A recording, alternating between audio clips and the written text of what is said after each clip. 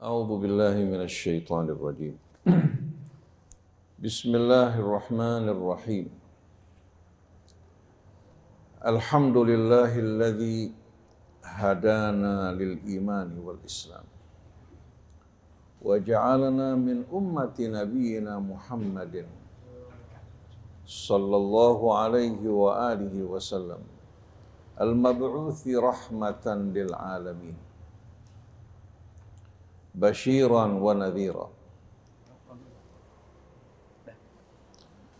فبلغ رسالة ربه وأدى أمانته ونصح أمته وتركنا جميعا على المحجة البيضاء ليلها كنهارها لا يزيغ عنها إلا هالك صلوات ربي وسلامه عليه وعلى آله وصحبه والسائرين على نهجه القويم إلى يوم الدين. السلام عليك يا رسول الله. السلام على أهل بيتك الطيبين وصحابتك الغر الميامين. والسلام علينا وعلى عباد الله الصالحين. والسلام عليكم ورحمة الله وبركاته. وعليكم السلام ورحمة الله. Alhamdulillah wa syukurillah atas hidayahnya yang Allah limpahkan atas kita semua, rahmatnya Allah curahkan, Allah keluarkan kita dari kegelapan dengan kitab sucinya dan petunjuk nabinya menuju kehidupan yang terang benderang. Berjalan di atas jalan terang menuju tujuan yang terang, indah, mulia, mengikuti kafilah para nabi dan para rasul. Terutama sekali Nabi kita Muhammad sallallahu alaihi wasallam yang diutus oleh Allah Subhanahu wa taala sebagai rahmat bagi seluruh al-alamin. Bukan sebagai pembawa rahmat, tapi sebagai rahmat. Arti beliau dirinya merupakan rahmat bagi seluruh al-alamin. Baik itu tutur katanya, perbuatannya, demikian pula petunjuk yang beliau tinggalkan. Seluruhnya adalah rahmat. Bahkan dengan tegas Allah Subhanahu wa taala menyatakan wa ma arsalnaka illa rahmatan lil alamin. Sesungguhnya kami tidak mengutus engkau melainkan sebagai rahmat bagi seluruh al-alamin. Oleh karena itu mereka yang mengaku sebagai pengikut Nabi kita Muhammad sallallahu alaihi wasallam untuk membuktikan beliau pengikutnya yang sebenarnya, dengan sendirinya beliau menjadi rahmat di tengah-tengah umat dan lingkungan. Apabila tidak, maka antara pengakuan dan kenyataan berbeda. Karena Allah mengumpulkan seseorang bukan atas dasar nasabnya, bukan atas dasar sukunya, bukan atas dasar bangsanya, tapi berdasarkan apa? Berdasarkan kepribadian, perilaku, dan akhlaknya. Oleh karena itu, jangan kita biarkan diri kita ini hanyut terbuai oleh angan-angan, merasa puas kita menjadi umat Islam dan pengikut Rasul, tapi apa yang dibawa oleh Rasul sallallahu alaihi wasallam tidak kita ikuti. Dan kita semua tahu bahwa kita hidup dalam kehidupan dunia ini hanya untuk waktu yang singkat. Dan kehidupan dunia ini merupakan kehidupan yang tidak dapat dikatakan sebagai kehidupan yang sebenarnya. Bisa kita katakan sebagai pengantar kehidupan, baik menuju kebahagiaan yang kekal dan abadi, atau menuju penderitaan yang kekal dan abadi. Oleh karena itu, kita tidak dapat merasa aman dalam kehidupan dunia ini. Jangan dengan suasana nyaman, lapang, luas yang kita nikmati, kita lupa akan tujuan hidup kita. Oleh karena itu Allah Subhanahu wa taala dalam suratul Mulk mengingatkan kita allazi khalaqal mauta wal hayah liyabluwakum ayyukum ahsanu amala. Perhatikan para jamaah sekalian. Di sini Allah Subhanahu wa taala memulai apa? Memulai keterangannya dengan al-maut. Baru setelah itu al-haya. Jadi Allah Subhanahu wa taala yang menciptakan kematian dan kehidupan untuk menguji kalian siapa yang terbaik amalnya. Kata al-maut di sini menuju kepada apa? Menuju kepada kehidupan dunia yang akan disusul dengan kematian. Sedangkan kehidupan akhirat, kehidupan yang kekal tanpa ada kematian lagi. Mana yang kita utamakan? Kehidupan dunia yang berakhir dengan kematian, kehancuran, kefanaan, semua yang kita bangun laksana mimpi. Tapi kehidupan akhirat dialah kehidupan yang sejati. Wa mal hayatud dunya illa lahwun wa la'ib. Wa inna ad-daral akhirata lahiyal hayawan law kanu ya'lamun. Kehidupan dunia ini lahwun wa la'ib.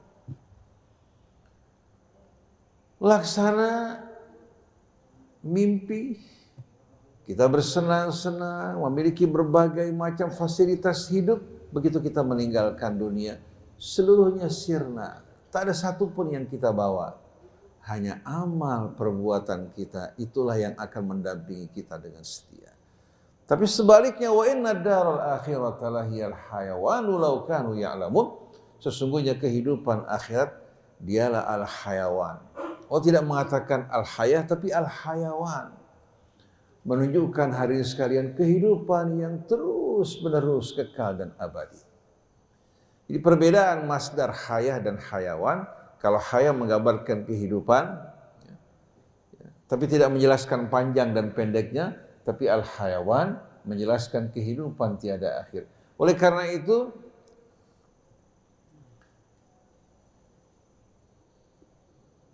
katakan airplane dinamakan at-tayaran. At-tayaran, bukan menggunakan kata tayr tapi at-tayaran. Karena pekerjaannya selalu apa? Terbang berpindah-pindah dari satu tempat ke tempat yang lain. Jadi para jamaah sekalian, mana yang kita akan utamakan? Kehidupan yang serupa dengan kematian, apakah kehidupan yang kekal dan abadi?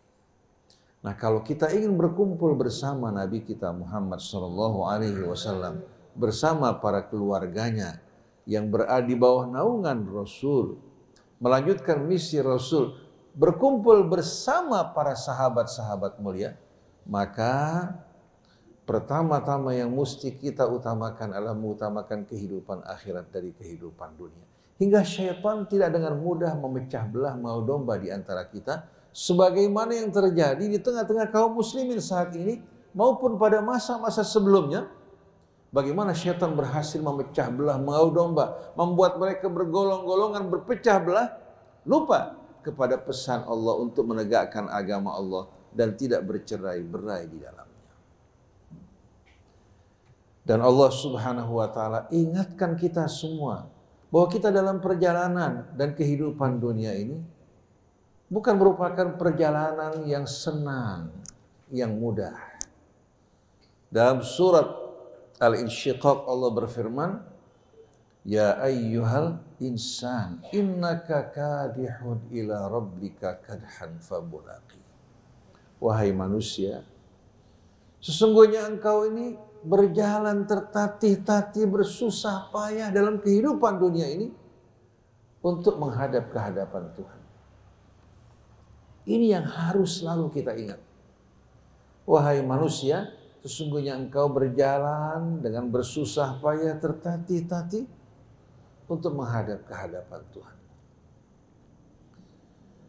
Oleh karena itu jangan kamu merasa bangga, senang dengan apa yang kau miliki dalam kehidupan dunia. Semakin berat bebanmu, semakin berat pula perjalananmu. Faman utiya kitabahu biyaminihi fasawfa yuhasabu hisaban yasira. Maka siapa yang diberikan kitabnya dengan tangan kanannya, maka dia akan betul-betul dihisab oleh Allah dengan semudah-mudahnya. Dosa-dosanya Allah Subhanahu wa taala hapuskan, kebaikannya Allah lipat gandakan, lalu Allah Subhanahu wa taala limpahkan keridhaan atas dirinya. Mengapa? Karena dia berjalan dalam kehidupan dunia menuju Allah. hatinya selalu ingat kepada Allah, berjalan di atas jalan Allah sebagaimana yang dicontohkan oleh junjungan dan Nabi kita Muhammad sallallahu alaihi wasallam. Mau tidak mau, pasti kita akan menghadap ke hadapan Allah. Baik siap maupun tidak siap, kita akan menjumpai Allah Subhanahu wa taala. Pilihan kembali kepada kita.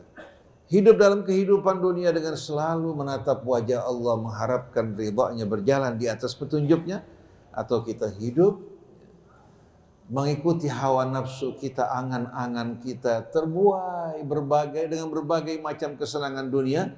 Begitu kita membuka mata kita, terbangun dari tidur kita, baru kita menyesali apa-apa yang telah kita lakukan selama ini. An-nasu niyamun fa idza matun tabahu. Manusia dalam kehidupan dunia ini tertidur, bermimpi, memiliki berbagai macam kesenangan. Begitu mereka mati, baru mereka tersadar, dan baru pada saat tersebut mereka melihat segala sesuatu sesuai dengan kenyataannya. Tapi sebaliknya, فَأَمَّا مَنْ أُوتِيَ كِتَابَهُ بِيَمِينِهِ فَسَوْفَ يُحَاسَبُ حِسَابًا يَسِيرًا وَيَنْقَلِبُ إِلَى أَهْلِهِ مَسْرُورًا. Dan dia akan kembali berkumpul bersama keluarganya dalam suasana sukaria. Ternyata perpisahan di dunia hanya sesaat, kembali mereka dikumpulkan bersama keluarga yang mereka cintai. وَأَمَّا مَنْ أُوتِيَ كِتَابَهُ وَرَاءَ ظَهْرِهِ فَسَوْفَ يَدْعُو ثُبُورًا. Adapun mereka yang menerima kitabnya dengan tangan kirinya sambil membelakanginya, karena tidak suka untuk menerimanya.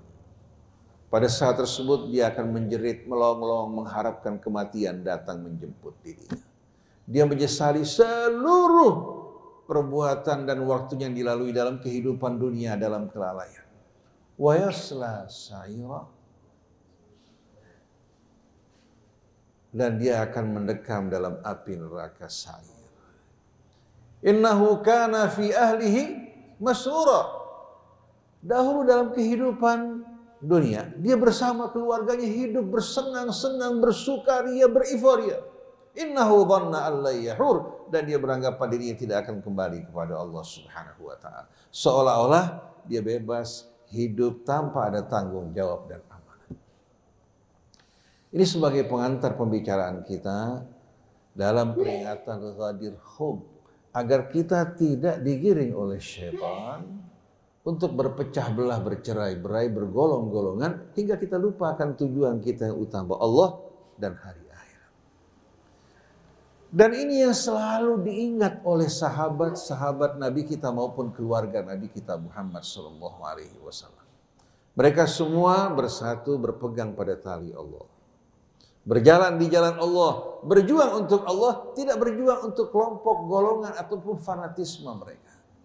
Nah, peristiwa Ghadir Khum dan riwayat di seputar ini dijadikan oleh sebahagian kalangan yang mengikuti syaitan untuk menjadi alat fitnah dan pecah belah. Nah, kita ingin mengambil pelajaran dari peristiwa Ghadir Khum ini sebagai pelajaran yang berguna bagi kita semua. Pada tanggal 10 Dzulhijjah, 8 hari sebelum peristiwa Ghadir Khum, kita semua tahu bahwa Nabi kita menyampaikan pesannya pada haji perpisahan beliau, Hajjatul Wada.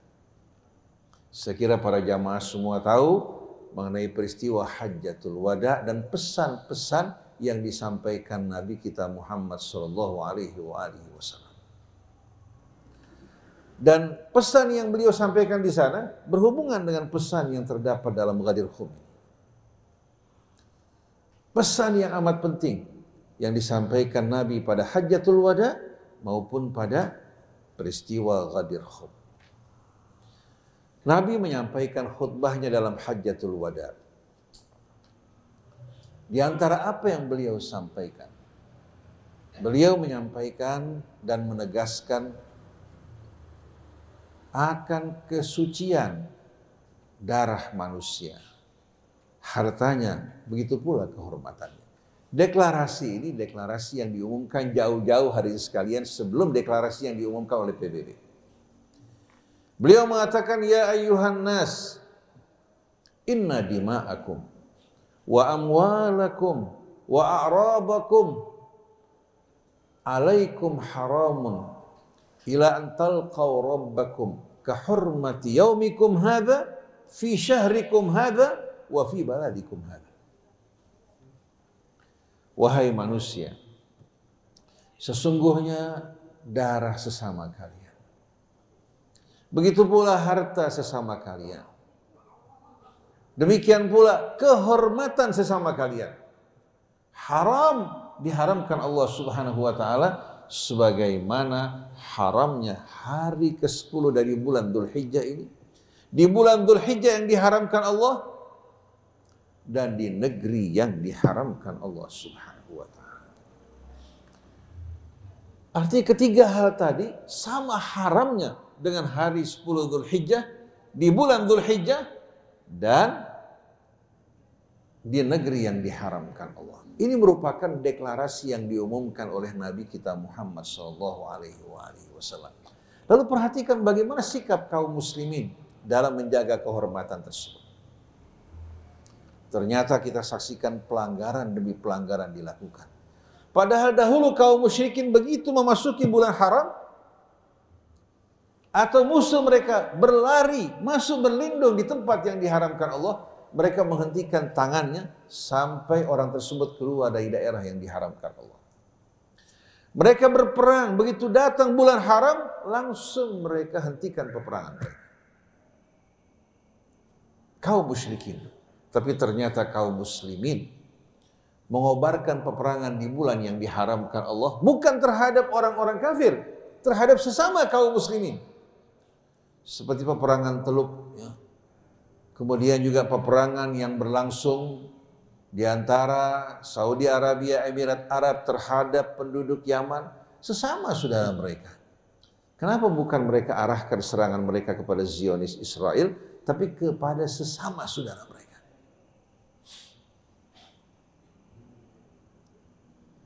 Jadi kita perhatikan betul-betul, ternyata kaum muslimin telah lupa kepada peringatan yang disampaikan Rasulullah SAW dan lupa juga kepada apa yang diingatkan Allah dalam surat At-Taubah. Inna iddatash syuhuri indallahi 12 syahran fi kitabillah yauma khalaqas samawati wal ard minha arba'atun hurum dzalika ad-dinul qayyim fala tadhlimu fihinna anfusakum. Sesungguhnya bilangan bulan di sisi Allah semenjak Allah menciptakan langit dan bumi sebanyak 12 bulan. 4 bulan diantaranya bulan yang diharamkan Allah. Dzalika ad-dinul qayyim. Pengharaman ini mengisyaratkan kepada agama Allah yang lurus dan meluruskan kehidupan manusia dengan menjaga kesucian dan kehormatan. Karena tanpa manusia menjaga kehormatan, kesucian sesama mereka, niscaya akan terus terjadi peperangan dan pertumpahan darah tanpa ada batas. Bahkan kehidupan binatang lebih baik daripada kehidupan manusia yang tidak menghargai kehormatan. Binatang hanya memangsa pada saat lapar. Tapi manusia yang tidak beriman pada Allah, yang tidak menghargai kesucian, semakin kenyang, semakin lapar dan rakus. Maka jangan kalian berbuat kezaliman di antara sesama kalian. Ini merupakan pesan pertama yang disampaikan oleh Nabi kita Muhammad SAW. Setelah itu Nabi mengharamkan riba dan dendam jahiliyah. Semua diharamkan. Kemudian Nabi juga mengingatkan kepada kita akan kesetaraan manusia. Semua sama di mata Allah. Dijelaskan oleh Rasul SAW bahwasannya, wahai manusia, sesungguhnya Tuhan kalian satu. Inna rabbakum lawahid. Wa inna abakum wahid, begitu pula ayah kalian, orang tua kalian, seluruhnya apapun suku kalian, wahid.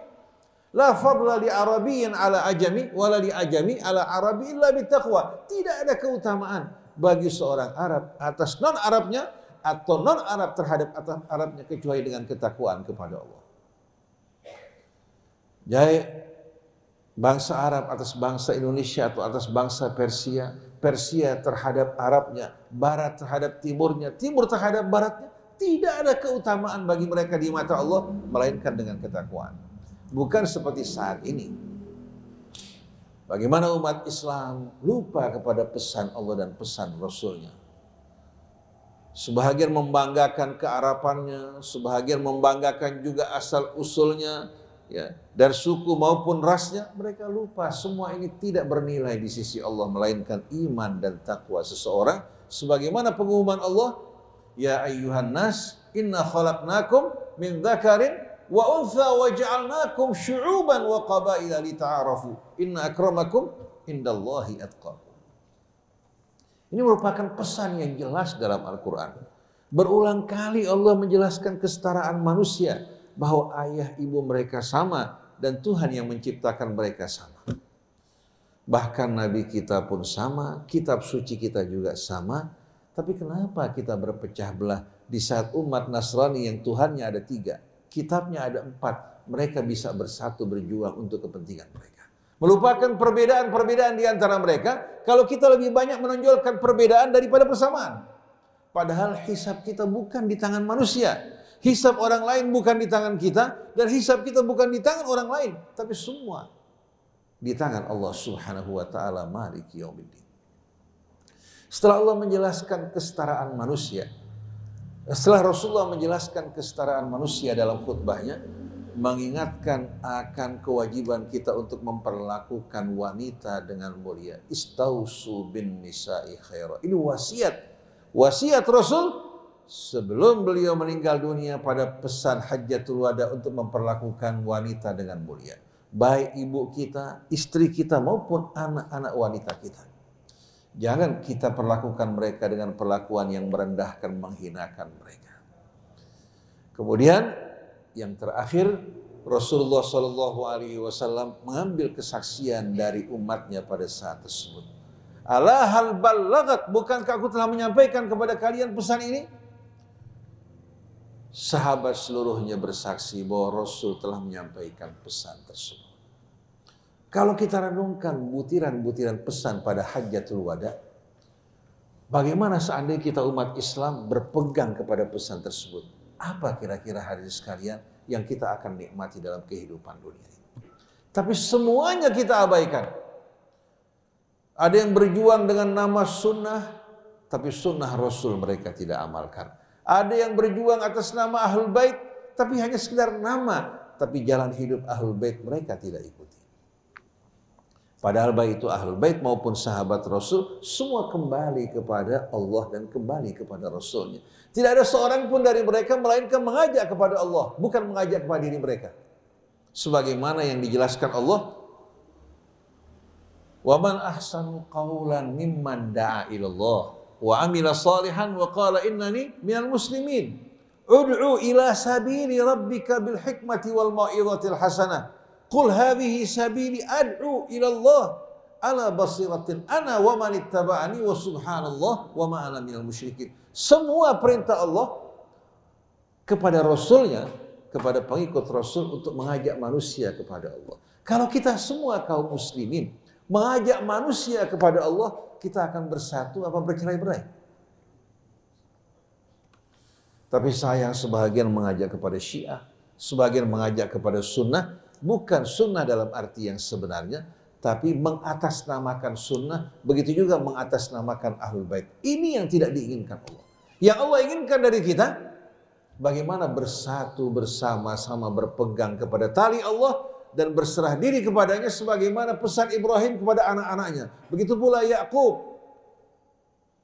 Wa wassa biha Ibrahimu banihi wa Yaqubu ya baniya innallaha astafa lakumuddin fala tamutunna illa wa antum muslimun. Begitu pula pesan Allah kepada Rasulnya orang yang beriman. Ya ayyuhalladzina amanu taqullaha haqqa tuqatihi wa la tamutunna illa wa antum muslimun. Wa'tasimu bihablillahi jami'an wa la tafarraqu.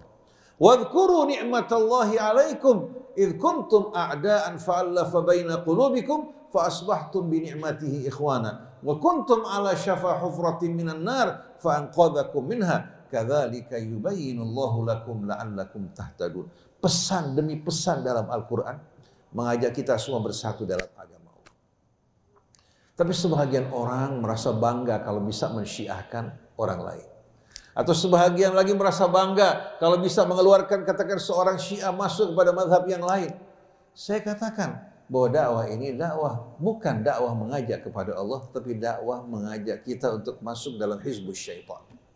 Tapi ajak manusia kembali kepada Allah, bersatu dalam agama Allah. Mencintai keluarga Rasul, mengikuti jalan mereka di atas, itu bukan merupakan monopoli orang Syiah. Ahlus sunnah pun mencintai keluarga Rasul. Begitu pula mengamalkan sunnah, bukan hanya monopoli ahlus sunnah atau yang mengatasnamakan ahlus sunnah. Mereka kalangan Syiah kalau tidak mengikuti sunnah Nabi kita Muhammad SAW, Nabi tidak akan memandang mereka. Jadi kenapa kita mau disekat-sekat, dipecah belah, diadu domba yang melemahkan kekuatan kita? Akhirnya kita menyaksikan bagaimana negara-negara Islam dibantai, diusir dari tempat kediaman mereka. Dunia Islam atau dunia Arab semua duduk berpangku tangan menyaksikan saudara mereka dibantai. Padahal dahulu kala demi seorang wanita muslimah, Al-Mu'tasim mengerahkan pasukannya untuk menyelamatkan dirinya dari tangan Bizantium. Demi seorang wanita muslimah, dia kerahkan pasukannya untuk menyelamatkan dirinya. Sekarang kita saksikan puluhan ribu orang dibantai, orang tua, wanita, anak-anak yang tak berdosa. Ternyata dunia Arab bukan menyalahkan Israel, bukan memutuskan hubungan dengan Israel, malah mereka hadirin sekalian mengecam apa yang dilakukan saudara kita di Gaza yang menuntut kehormatan mereka. Lalu mereka mengecam negara-negara yang memberikan bantuan kepada Gaza seperti Yaman maupun Iran. Para pemimpin Iran mengatakan apa? Kalau seandainya kami duduk berpangku tangan tidak memberikan dukungan kepada Palestina, niscaya mereka akan menjadikan kami sahabat mereka. Tapi yang menyebabkan Amerika Barat menentang Iran karena sikapnya yang membela hak-hak dan kehormatan kaum muslimin. Begitu pula Yaman. Yaman negara kecil berani berhadapan dengan kapal induk Amerika. Berani hari ini sekalian mengirimkan rudalnya menuju Israel. Negeri mereka dibombardir, mereka tidak peduli. Mereka mengatakan kematian merupakan satu kehormatan bagi kami semuanya. Daripada kami mati dalam kehinaan, lebih baik kami mati dalam keadaan mulia. Berbeda orang yang menginginkan Allah dan hari akhirat, kematian sebagai syahid merupakan tujuan. Sedangkan mereka yang menginginkan dunia, keamanan, kenyamanan, kehidupan yang penuh dengan berbagai macam fasilitas hidup, itu merupakan tujuan mereka. Ini yang dituju oleh Arab Saudi, Emirat Arab, dan negara-negara Arab yang sejalan dengan mereka. Nah, para jamaah hadirin yang dirahmati Allah Subhanahu wa taala, setelah Hajjatul Wada dengan pesan-pesannya tadi. Yang pertama, kehormatan darah, harta, dan kehormatan manusia wajib untuk kita jaga. Oleh karena itu jangan kita mengolok-olok satu kaum. Mungkin mereka lebih baik dari kita. Juga sebahagian wanita jangan mengolok-olok sebahagian yang lain, bisa saja mereka yang kita cemohkan lebih baik dibandingkan kita. Jangan juga kita mencaci, memaki sesama saudara kita. Jangan memberikan julukan yang tidak baik, jangan berburuk sangka, jangan mencari-cari kesalahan saudara kita, jangan juga mengumpat menceritakan kejelekan mereka. Semua merupakan larangan Allah dalam surat Al-Hujurat. Dan jangan gampang kita menerima berita buruk tentang saudara kita tanpa kita klarifikasi terlebih dahulu. Kemana perginya ayat-ayat ini? Ternyata semua kita abaikan. Kemudian pesan kedua tadi dalam Hajjatul Wada, Rasul menghapuskan dan mengharamkan riba serta dendam-dendam jahiliyah untuk tidak disebut dan diulangi kembali. Yang ketiga, kesetaraan manusia. Yang keempat, hak-hak wanita. Yang kelima, mengambil kesaksian dari umatnya bahwa Rasul telah menyampaikan pesan-pesan Allah Subhanahu wa taala. Nah, sekarang kita beralih melanjutkan pembicaraan kita menuju khutbah Ghadir Khum. Khum merupakan tempat dan di sana hadirin sekalian terdapat mata air. Dan ini merupakan tempat perpisahan jamaah yang menuju kembali ke Madinah, yang menuju ke Irak, yang menuju ke tempat-tempat dan suku-suku mereka berkumpul di tempat tersebut. Lalu Nabi menyampaikan pesan terakhirnya bagi mereka pada saat tersebut. Dia mengatakan, wahai manusia, sudah tiba dan dekat saatnya utusan Tuhanku untuk menjemput aku. Mungkin pada waktu yang akan datang aku tidak akan menjumpai kalian. Maka dengarlah pesan-pesan yang aku sampaikan kepada kalian. Ini merupakan saat-saat sebelum Nabi berpisah dari umatnya. Kurang lebih 2 bulan setelah ini, Nabi meninggalkan umatnya, meninggalkan wahyu yang tadinya turun senantiasa kepada kita. Pada saat tersebut, hadirin sekalian, merupakan saat-saat dekatnya wahyu dari Allah Subhanahu wa Ta'ala kepada nabinya berakhir, dan itu merupakan wahyu penutup dengan pesan yang Allah sampaikan, al-yawma akmaltu lakum dinakum wa atmamtu alaikum ni'mati wa raditu lakumul Islam madina. Kemudian beliau mengingatkan, dan aku meninggalkan bagi kalian 2 pusaka yang memiliki bobot yang amat agung dan mulia. Ats-tsaqal di sini menunjukkan hadirin sekalian sesuatu yang memiliki bobot dan makna yang amat kuat dan indah. Bukan menunjukkan beratnya sesuatu yang kita pikul, karena ajaran Islam merupakan ajaran yang mudah. Inni tarikun fikumuz tsaqalain ma in tamassaktum bihima lan tadillu ba'di abada. Kitabullah wa itrati ahla bait. Aku tinggalkan bagi kalian 2 pusaka, yang satu lebih besar dari yang lain, yaitu Al-Quran. Di sana terdapat petunjuk dan cahaya. Yang kedua adalah itrati ahla baiti. Kalau kalian berpegang teguh pada keduanya, kalian tidak akan tersesat untuk selama-lamanya. Wa annahuma lan yaftariqa hatta yarida alayyal haud, dan dua-duanya tidak akan berpisah hingga datang ke hadapanku di telaga nanti, tempat Nabi berkumpul bersama umatnya. Di sana Nabi menantikan umat.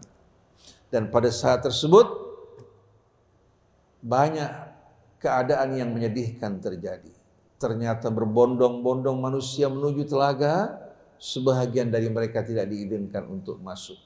Bahkan sebahagian orang-orang yang dikenal Nabi pada masa hidupnya, ketika mereka dihalangi untuk masuk, Nabi mengatakan, innahum ashabi.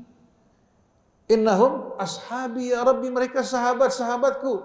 Dijawab oleh Rasul, ya oleh Allah Subhanahu wa Ta'ala, innaka la tadri ma ahdatsu ba'da. Kamu tidak tahu apa yang mereka telah lakukan setelah kepergian kamu. Ini hadis sahih, terdapat dalam buku-buku yang sahih, baik di Bukharinya, baik di Muslimnya, dan buku-buku yang lain. Artinya pada saat tersebut tidak ada diskriminasi, baik orang yang pernah bersahabat dengan Rasul, baik itu kalangan tabi'in hingga kita, baik juga cucu Rasulullah SAW. Sebagaimana anak Nuh dipisahkan dari ayah, begitu pula istrinya, maka pada hari tersebut tidak ada diskriminasi dan perlakuan istimewa. Walaupun dia merupakan anak cucu Rasulullah, kalau tidak mengikuti Rasul, maka dia akan dipisahkan dan tidak diizinkan untuk berkumpul bersama kakek mereka.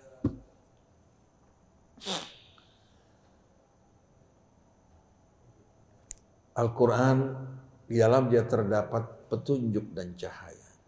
Dan dia juga merupakan rahmat. Dia juga merupakan mizan, raca, dan furqan yang memisahkan di antara hak dan batil. Lalu yang kedua, wa itrati ahla baiti.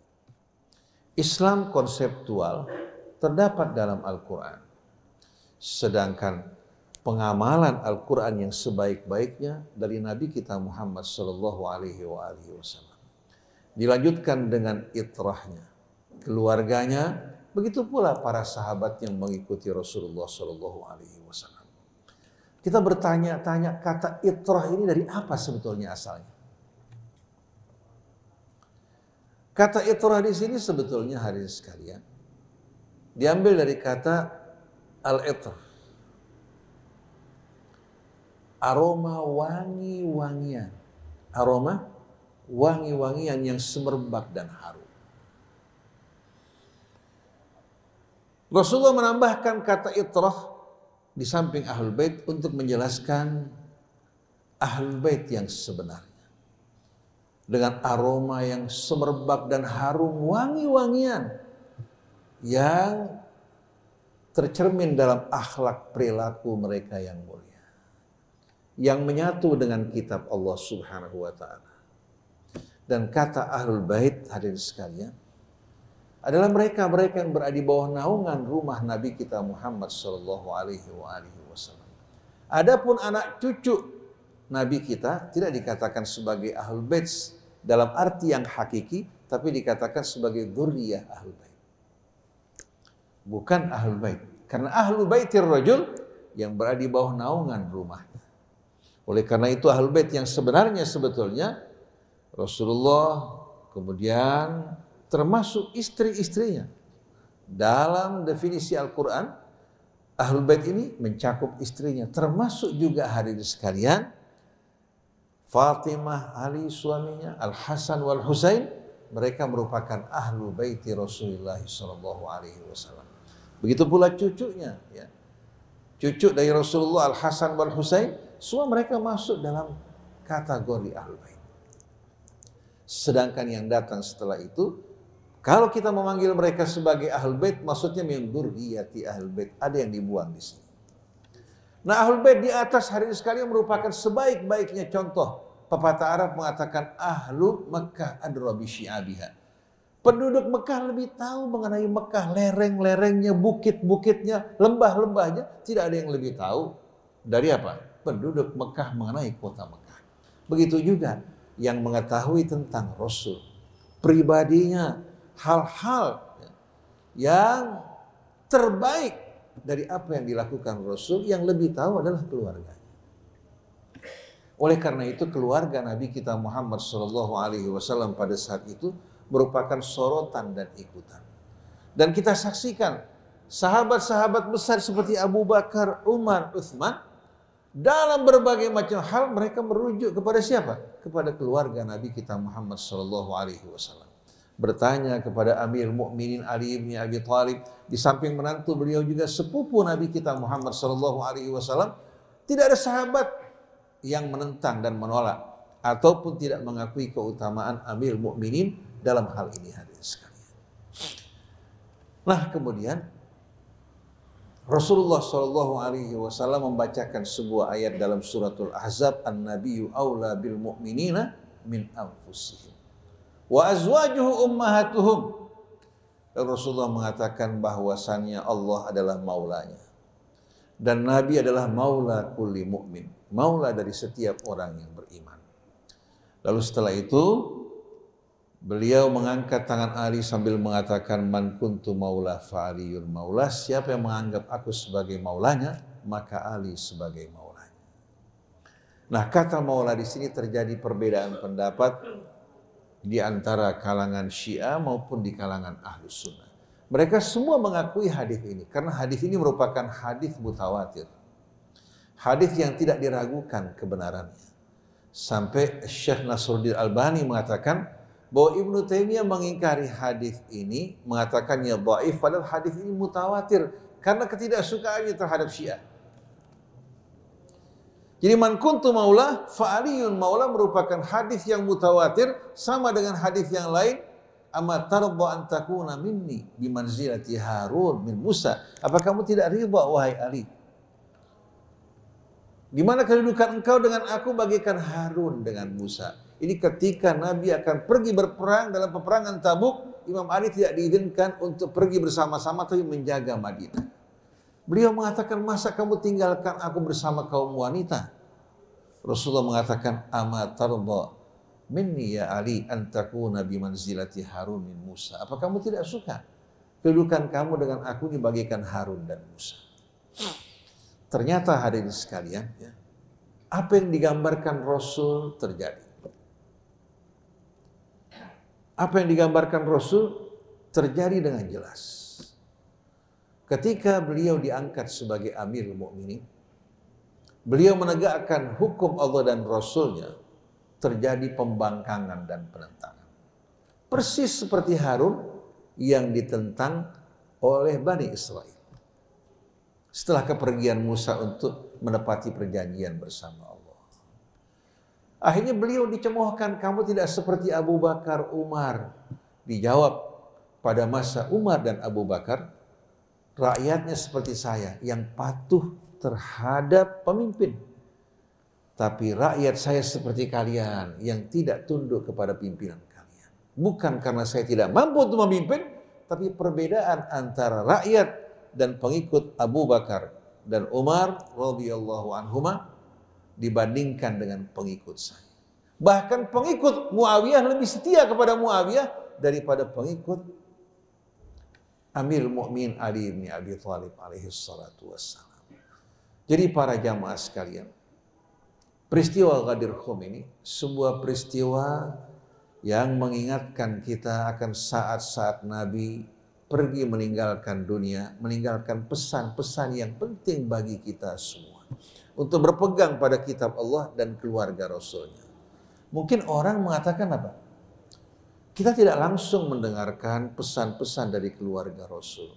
Dan banyak riwayat-riwayat dari mereka merupakan riwayat yang palsu. Bagaimana kami dapat menjamin kebenaran sikap kami mengikuti keluarga Rasul kalau riwayatnya banyak yang meragukan? Jawabannya hadirin sekalian, keluarga Nabi kita di atas mengingatkan kita. Idza rawaitum an Rasulillahi wa anna fa'ribuhu ala kitabillah. Kalau kalian meriwayatkan sesuatu dari Rasulullah, meriwayatkan juga sesuatu dari kami, maka cocokkan dengan kitab Allah. Fama wafaqahu fakhudhuh. Apa yang cocok sejalan kalian ikuti, wa ma khalafahu fatruku, yang tidak cocok kalian singkirkan dan kalian tinggalkan. Lianna la naqulu ma yukhalifu kitab Allah, karena kami tidak akan mengucapkan sesuatu yang bertentangan dengan kitab Allah Subhanahu wa taala. Dan dalam hadis tadi disebutkan wa annahuma lan yaftariqa hatta yarida alayya al-haud. Dua-duanya tidak akan pernah berpisah antara Quran dan keluarga Rasul. Maka semua riwayat dari keluarga Rasul, baik dari versi sunnah maupun versi syiah, bertentangan dengan Quran, bukan dari mereka. Seharusnya ini juga sikap kita terhadap riwayat-riwayat yang ada pada ahlu sunnah. Selagi bertentangan dengan Quran, wajib untuk kita abaikan dan kita tinggalkan. Nah, menurut pandangan Syiah kata man kuntu maulah fa'aliyun maulah, mereka mengatakan siapa yang menganggap aku sebagai pemimpinnya maka Ali sebagai pemimpinnya. Dalam pandangan Ahlus Sunnah mereka mengatakan siapa yang menganggap aku sebagai kecintaan yang mereka cintai, maka mereka juga wajib mencintai Ali. Tidak penting bagi saya hadirin sekalian perbedaan ini. Karena ini merupakan kejadian di masa lampau, bukan saat kampanye dan pemilihan. Bukan saat kampanye dan pemilihan. Bukan pada saat kita memilih Abu Bakar atau memilih Ali, tidak. Jangan seperti kejadian di Amerika. Ketika di satu masjid terjadi keributan di antara Syiah dan Sunnah. Sampai mengundang polisi untuk datang. Waktu polisi bertanya kepada mereka, apa yang menyebabkan terjadinya keributan? Mereka mengatakan perselisihan pertentangan mengenai pemimpin kami antara Abu Bakar dan Ali. Ditanya oleh polisi Amerika, siapa mereka? Apakah mereka calon pemimpin kalian? Mereka mengatakan bukan. Ini merupakan pemimpin-pemimpin kita di masa yang lampau. Polisi geleng-geleng kepala hadis.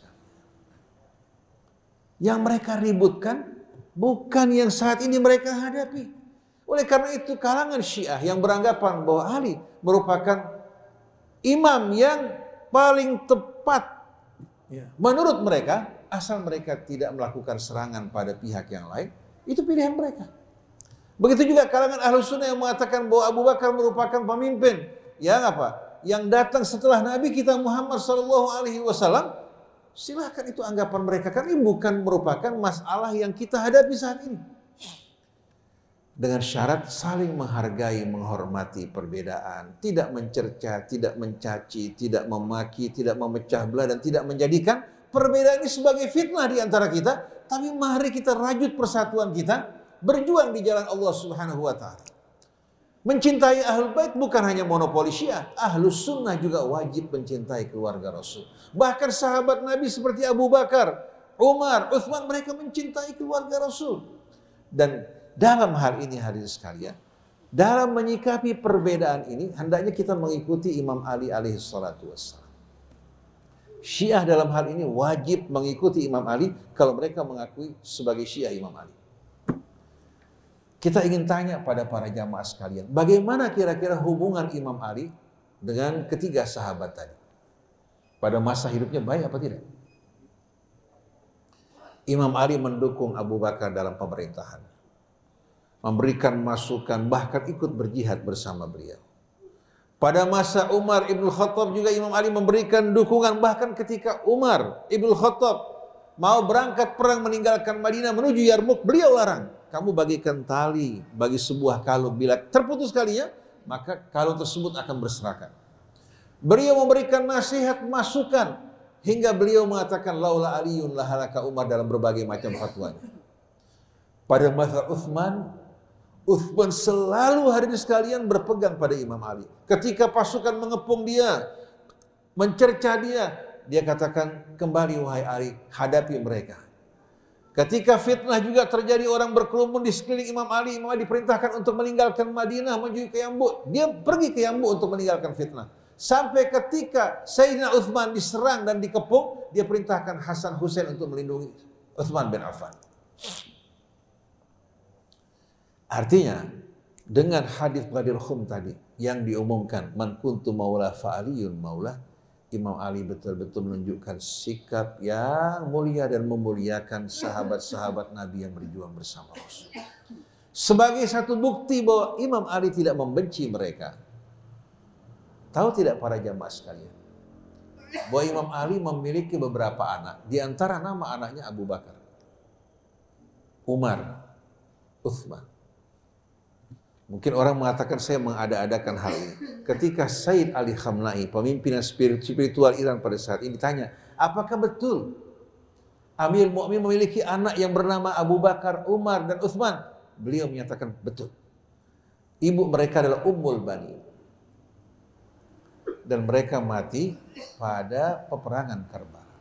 Saya mau tanya pada para jamaah sekalian, kalau kita tidak suka pada seseorang, mau nggak kita abadikan namanya pada anak kita?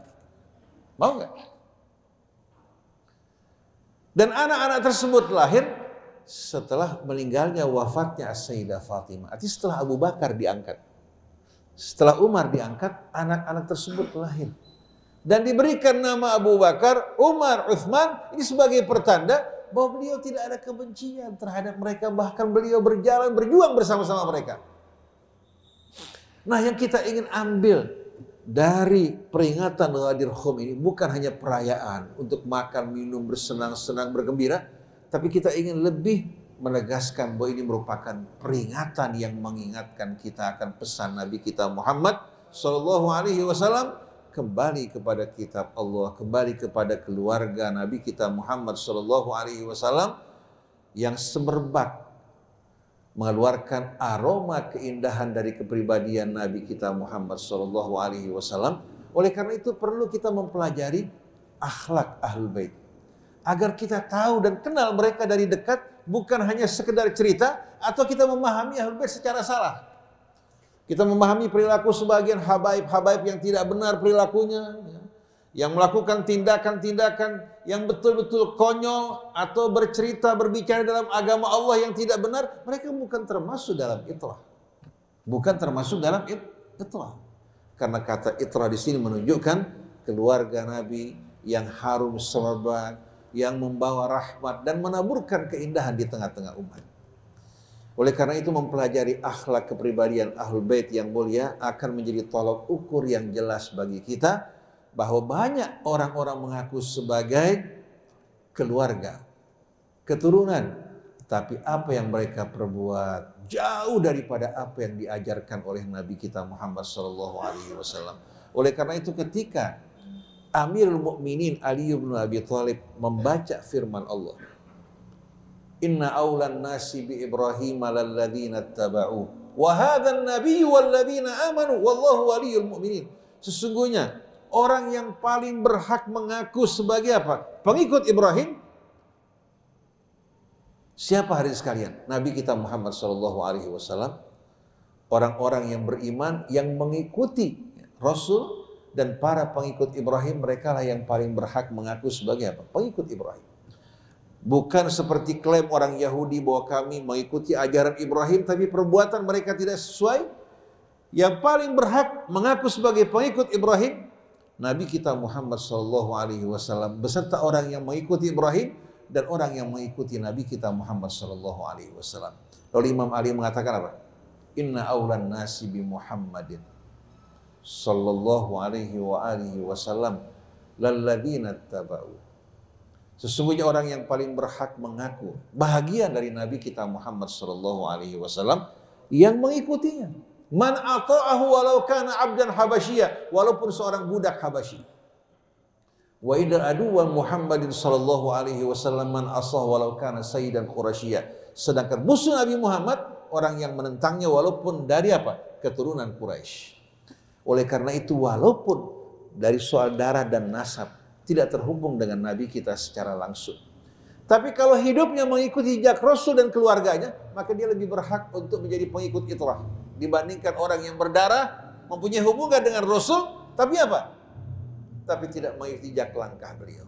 Jadi kata itrah di sini bisa bermakna hakiki, yang darah dan ikutannya kepada Rasul, kepada Al-Quran, dan termasuk juga makna majasnya. Mereka walaupun tidak memiliki hubungan darah, tapi mereka mengikuti Rasul dan keluarganya. Mereka juga akrab dengan Al-Quran, mengikuti petunjuk Al-Quran, menyampaikan juga ajaran Al-Quran di tengah-tengah umat, mengajak umat bersatu dalam agama Allah. Mereka adalah pengikut itrah yang sebenarnya. Jadi tidak dibatasi oleh nasab, tidak dibatasi oleh darah. Para jamaah sekalian, bila mengikuti jejak langkah mereka, maka kalian semua bahagia daripada itrah. Tapi kalau tidak mengikuti, walaupun darahnya terhubung ke sana, sama dengan Nuh dan putranya. Oleh karena itu dalam Islam tidak ada diskriminasi, tidak ada perlakuan yang berbeda. Allah akan memperlakukan sama. Sebagai penutup, Abu Abdullah As-Sadiq, dia merupakan Ja'far bin Muhammad bin Ali bin Husain bin Ali bin Abi Thalib. Ibu beliau adalah Sayyidah Fatimah. Imam Ja'far mengatakan, innallaha la yuhabi ahadan. Allah tidak pilih kasih terhadap siapapun. Apabila Allah menjerumuskan iblis karena kesombongan, maka Allah juga akan memperlakukan manusia dengan perlakuan yang sama.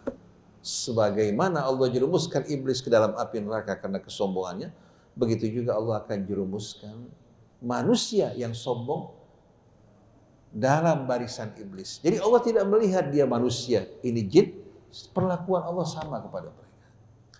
Nah, tinggal kita memilih apa kita mau mengikuti Rasul, kemudian itrah yang bersama Rasul, kemudian sahabat-sahabat Rasul juga yang menyatu bersama Nabi kita. Apa kita ingin memilih mereka hadirin sekalian yang hidup dengan kesombongan, dengan kebanggaan, yang hanyut hadirin sekalian bersama kesombongan mereka mengatakan bahwa kami kelompok-kelompok yang selamat. Sedangkan para keluarga Rasul menangis di hadapan Allah, meratap. Sampai kalau kita dengar ratapan mereka, seperti ratapan Amirul Mukminin dalam doanya, seolah-olah dia merupakan seorang yang paling berdosa di atas muka bumi. Penuh rasa takut, penuh rasa harap kepada Allah. Bahkan Nabi pun dalam sholatnya terdengar suara bagikan air yang mendidih. Padahal beliau merupakan orang yang telah mendapatkan kabar gembira. Tapi kita saksikan saat ini kenapa orang justru memandang remeh perbuatan-perbuatan mereka. Dan Nabi mengingatkan bahwa syaitan telah berputus asa untuk mengembalikan kalian ke dalam kesyirikan di negeri ini. Tapi syaitan masih memiliki harapan pada apa-apa yang kalian pandang sepele. Dosa-dosa yang kalian pandang sepele, itu yang digunakan syaitan untuk menyesatkan kita. Di mana para sahabat dahulu kala memandang ini merupakan hal yang besar, di mata kita ini merupakan hal-hal yang sepele dan kecil. Para jamaah hadirin yang dirahmati Allah, saya tidak ingin dalam peringatan seperti Ghadir Khum yang amat indah ini, yang mengisahkan saat Nabi akan meninggalkan umat yang menyampaikan pesan yang begitu indah. Kita terbawa oleh fanatisme terhadap kelompok, kita menolak yang benar, membenarkan yang salah. Nah, sebagai penutup, hadirin pasti sering mendengarkan hadis yang berbunyi, inni tarikum fikum tsaqalain ma in tamassaktum bihi ma lan tadillu ba'di abada kitabullah wa sunnati wa sunnati. Riwayat sunnati ternyata tidak terdapat dalam apa? Dalam kutub besar seperti Bukhari, Muslim, ya. Begitu juga dalam Musnad Imam Ahmad bin Hanbal, dalam buku-buku sahih di kalangan Ahlus Sunnah tidak diriwayatkan. Dia diriwayatkan Al-Hakim dalam Al-Mustadrak dalam keadaan muttasil, tapi rawi-rawinya dikenal sebagai pendusta. Ternyata diriwayatkan oleh Tabari dalam keadaan muqati, tidak tersambung dia punya riwayat dalam Tarikh At-Tabari.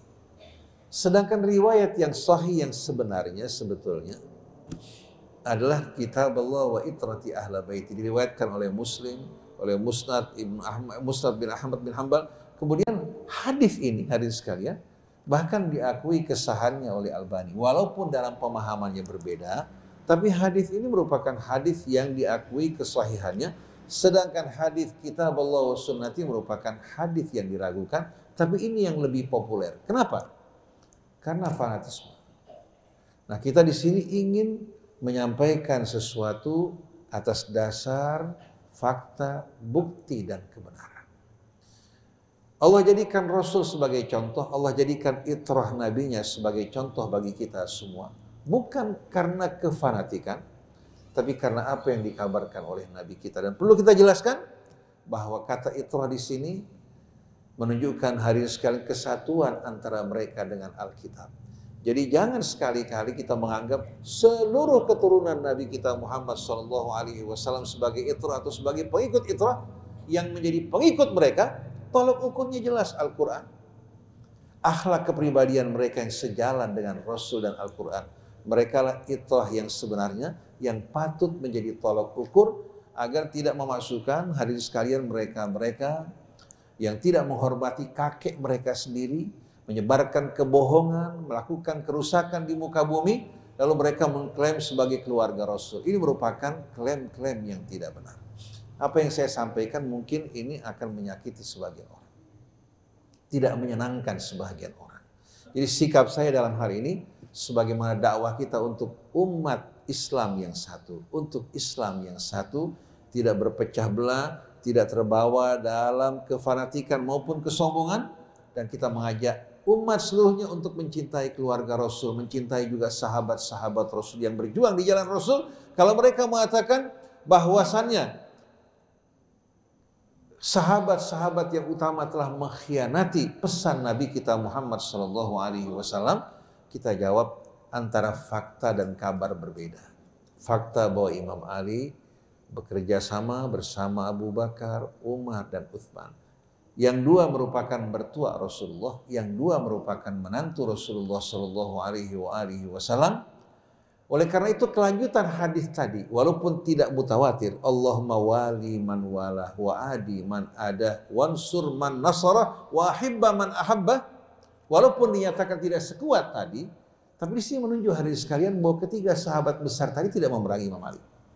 Tapi Muawiyah bin Abi Sufyan dengan tegas mengangkat senjata, memberontak, menentang kepemimpinan beliau, padahal beliau dipilih oleh yang memilih Abu Bakar, Umar, dan Utsman. Yang heran, orang masih membesar-besarkan Muawiyah, sedangkan menyebutkan Ali dianggap sebuah dosa. Tahu nggak para jamaah sekalian?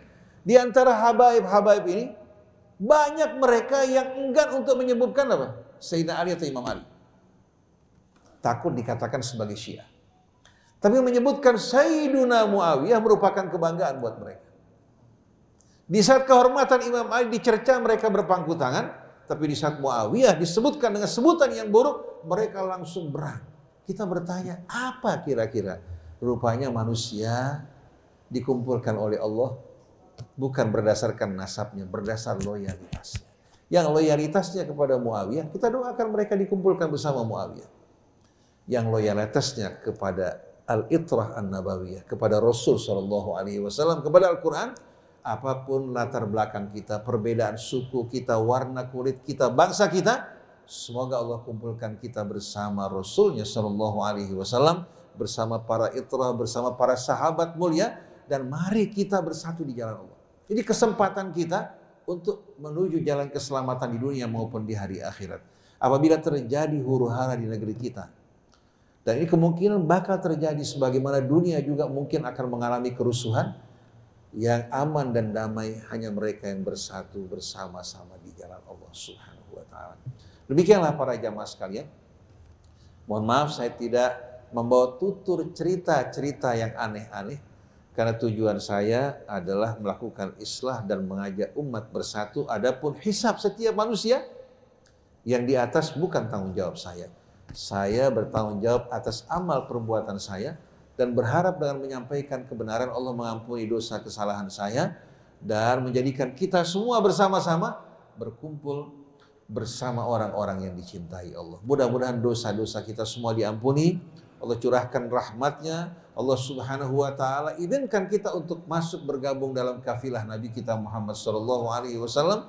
Allah tutup hidup kita dalam keadaan husnul khatimah. Subhanakallahumma wa bihamdik, asyhadu an la ilaha illa anta astaghfiruka wa atubu ilaik, wal afu minkum, wassalamu alaikum warahmatullahi wabarakatuh.